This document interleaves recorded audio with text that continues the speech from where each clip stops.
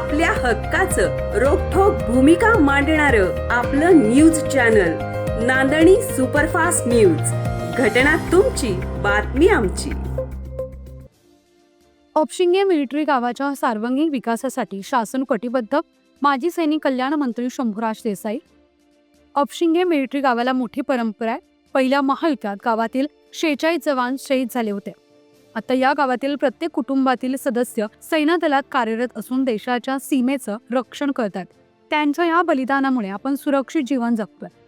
या गावच्या सर्वांगीण विकासासाठी शासन कटिबद्ध आहे, अशी ग्वाही माजी सैनिक कल्याण, पर्यटन, खनिकर्म मंत्री श्री शंभूराज देसाई यांनी दिली आहे.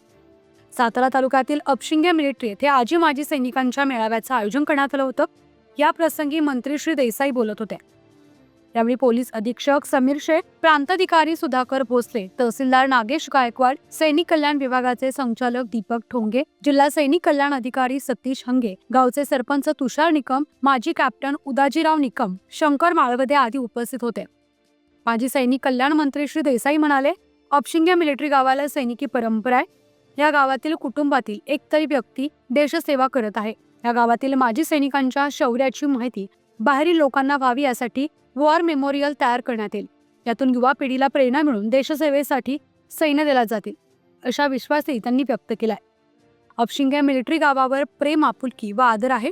या गावातील रस्ते, शाळा व इतर अनुषंगिक बाबींसाठी निधीची कमतरता पडू दिली जाणार नाही. या गावच्या सर्वांगीण विकासासाठी लवकरच प्रशासनाची बैठक लावण्यात यावी. प्रतिनिधी राजू पिसाळ. आपल्या हक्काचं रोखठोक भूमिका मांडणारं आपलं न्यूज चॅनल नांदणी सुपरफास्ट न्यूज.